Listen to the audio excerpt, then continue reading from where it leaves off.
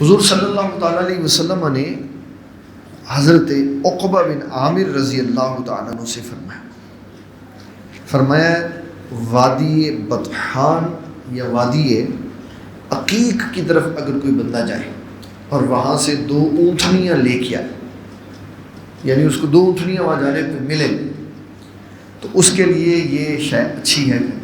کون چاہتا ہے ایسا کہ میں وادی بطحان میں جاؤں یا وادی عقیق میں جاؤں تو مجھے 2 اونٹنیاں ملیں؟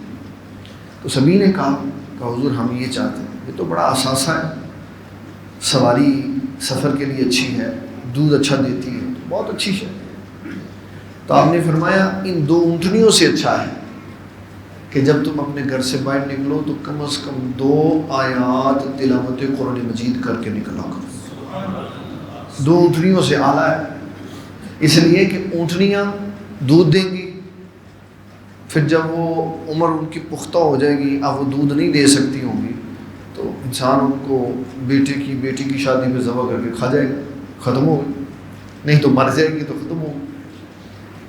لیکن جو 2 آیات قرآن مجید کی تلاوت کی ہوں گی وہ قبر میں بھی کام آئیں گی، حشر میں بھی کام آئیں گی۔ اس لیے فرمایا یہ 2 آیات کا تلاوت کرنا اس 2 اونٹنیوں سے بڑھ کر۔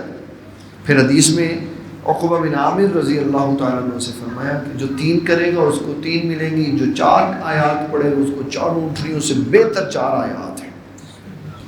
تو بتایا کہ یہ قرآن مجید کی تلاوت کرنا یہ آخرت کے لیے بہت بڑا خزانہ ہے۔